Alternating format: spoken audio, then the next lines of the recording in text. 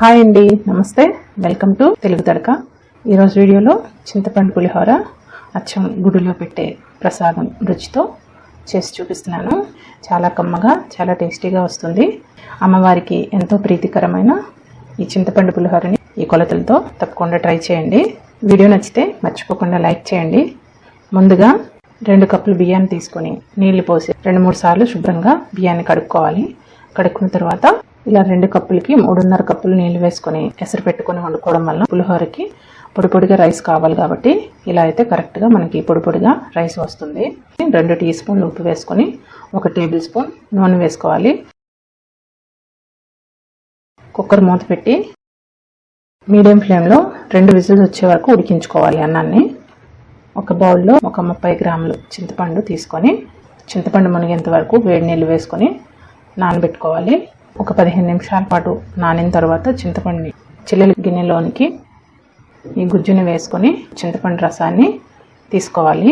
ఇలా మొత్తం చింతపండు రసాన్ని తీసుకొని ఇప్పుడు 1 టీ స్పూన్ ఉప్పు, చిన్న బెల్లం ముక్క, ఒక 1/2 టీ స్పూన్ పసుపు, ఒక 5 పచ్చిమిరపకాయలు, కరివేపాకు కూడా వేసుకొని ఇప్పుడు ఈ ప్యాన్ని పొయ్యి పైన పెట్టి మీడియం ఫ్లేమ్లో కలుపుతూ దగ్గరగా అయినంత వరకు ఉడికించుకోవాలి. ఇలా చింతపండు గుజ్జుని తీసుకునేటప్పుడు నీళ్లు ఎక్కువగా పోయకుండా వీలైనంత చిక్కగా తీసుకుంటే మనం ఉడికించుకునేటప్పుడు తొందరగా ఉడికించుకోవచ్చు. చూడండి, ఇలా ముద్దలా అవ్వాలి. ఈ టైంలో స్టవ్ ఆఫ్ చేసుకోవాలి. చూడండి, అన్నం ఇక్కడ మనకి పొడి పొడిగా ఉడికిపోయింది. ఇప్పుడు కుక్కర్ నుంచి అన్నం తీసుకొని ఒక వెడల్పాటి పళ్ళెంలో వేసుకోవాలి. అన్నాన్ని చల్లారనివ్వాలి. వేడిగా ఉన్నప్పుడే ఇలా అన్నాన్ని ఒక పళ్ళెంలోనికి తీసుకోవాలి. తర్వాత అన్నం పైనుంచి నువ్వుల నూనె అయినా లేదా వేరుశనగ నూనె అయినా 1 టేబుల్ స్పూన్ వేసుకుంటే మనకి పులిహోర అనేది పొడి పొడిగా అవుతుంది. ఇప్పుడు మనం ముందుగా ఉడికించుకున్న ఈ చింతపండు గుజ్జు కూడా వేసుకొని మొత్తం చేతితో కలుపుకోవాలి. బాగా మొత్తం అన్నానికి పట్టినట్టు బాగా కలుపుకోవాలి. ఇప్పుడు పులిహోరకి పోపు పెట్టుకుందాం. ప్యాన్లో ఒక 3 టేబుల్ స్పూన్ నూనె వేసుకొని ఒక 1/2 కప్పు వేరుశనగ గుళ్ళు, 1 టేబుల్ స్పూన్ పచ్చిశనగపప్పు, 1 టేబుల్ స్పూన్ మినపగుళ్ళు వేసి ఫస్ట్ వీటిని కలుపుతూ మీడియం టు లో ఫ్లేమ్లో 50% ఫ్రై అయినంత వరకు వేయించుకోవాలి. ఇలా ఫస్ట్ వీటిని వేయించుకోవాలి, ఎందుకంటే ఇవి వేగటానికి కొంచెం టైం పడుతుంది.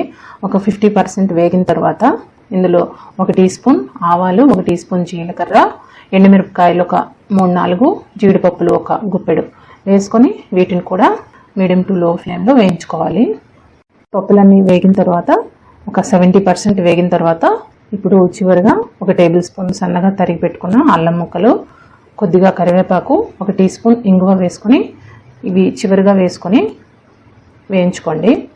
ఇవి ఈ వేడికే చక్కగా వేగిపోతాయి, మంచి ఫ్లేవర్ఫుల్గా ఉంటుంది. ఇలా వేయించుకోవడం వల్ల మనకి పోపు అనేది బాగా వేగుతుంది. చూడండి, ఇప్పుడు మొత్తం అన్నీ చక్కగా వేగాయి.